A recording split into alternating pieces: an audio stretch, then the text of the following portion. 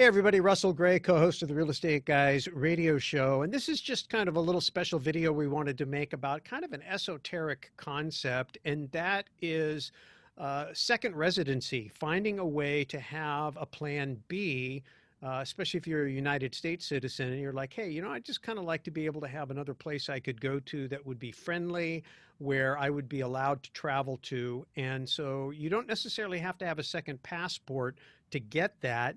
But there's an interim step you can take on the path to getting a second passport. And we're going to be talking specifically about the country of Panama right now. And to help us understand that, somebody who is an international traveler herself and somebody who does business in multiple countries, including Panama, Miss Rachel Jensen. Hey, Rachel. Hello, Russ. Thank you so much for having me. And I'm glad that this is a topic that you've brought up, because now more than ever, we have seen people looking for options, looking for their plan B. And, although you may not be considering relocating or permanently moving to another country, the residency in Panama is just one of the easiest in the world to obtain and to maintain. And then you just have that peace of mind. I mean, you look at it like an insurance where you have it if you need it, but if not, at least it's in your back pocket and it's there. Yeah.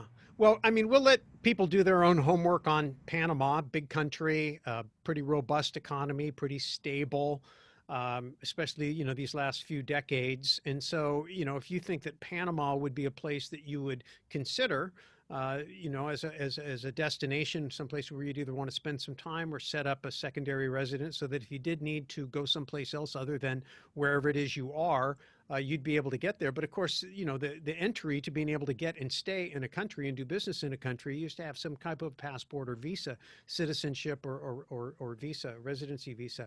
So Panama has one of those, and you can acquire it by making, at least right now, a fairly modest investment in real estate, and in this case, agricultural real estate. And one of Rachel's businesses she's in is helping people purchase agricultural farmland, specifically growing teak, hardwood.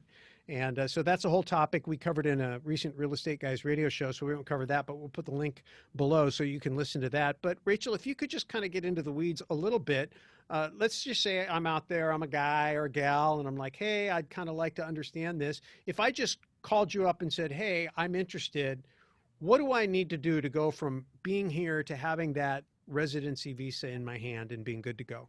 Sure. So with the residency that we're specifically working with, it is the Friendly Nations visa. And there are 3 ways that you can obtain this visa. And one of the easiest ways, and ways that most savvy investors prefer, is through an investment valued at $10,000 or more. So we've been able to pair up ownership of teak. Teak is an investment. Russell mentioned the link below. Click that to learn more about what it looks like from the perspective of an investment. But through that investment of $10,000 or more, you're able to apply for your permanent residency in Panama. And I'm going to just highlight why this is such a popular residency. I think it's probably one of the easiest and best residencies in the world right now. You only have to visit 1 day every 6 years in order to maintain it.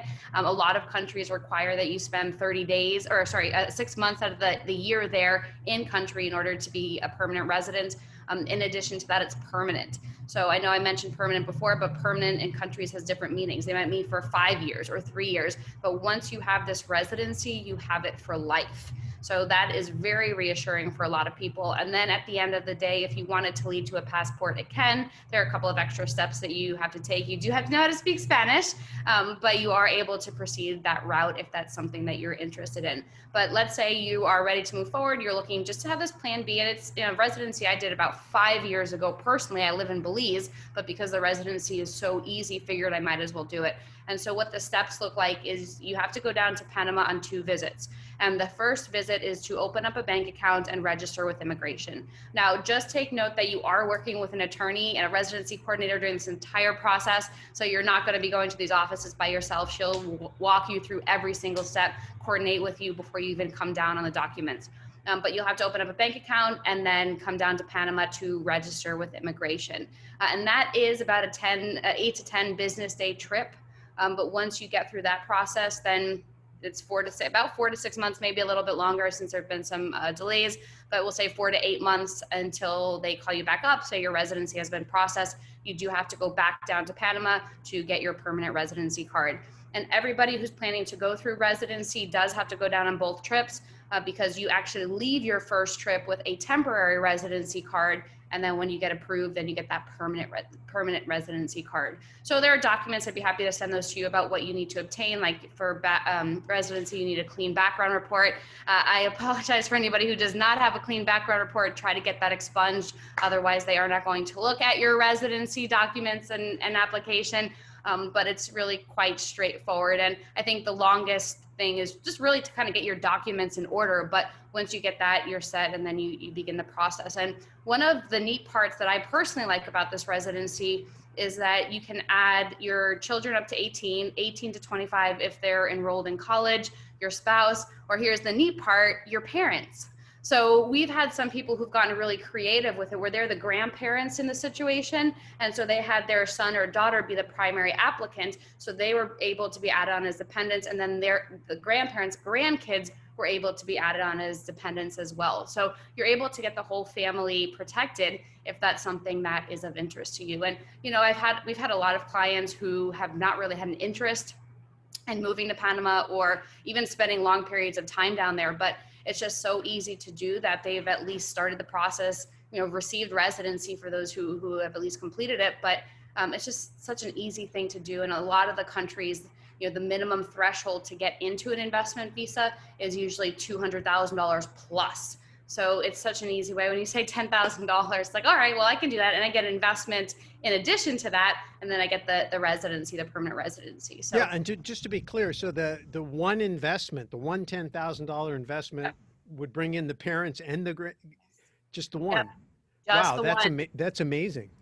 Just the one. So you don't need multiple parcels. You just have that one. You have one primary applicant. And then from there, you can have dependents going up, dependents going down, whether the parents or the kids. Yeah, So now we're recording this at the end of October in 2020, and it's my understanding there's been some rumors floating around that Panama is thinking about changing that threshold from 10,000 to like 150,000. Have you heard that also? I have, and you know, I wouldn't really be too surprised. Honestly, this decree has been around since 2012, and you know, with every election that comes, like, all right, they're going to change it, they're going to change it, they're going to change it. But this has just been so popular that there's been so much business that Panama has produced as a result of this residency. So I thought, you know, maybe they would increase the residency fees because it's pretty affordable. It's under $5,000 for a primary applicant.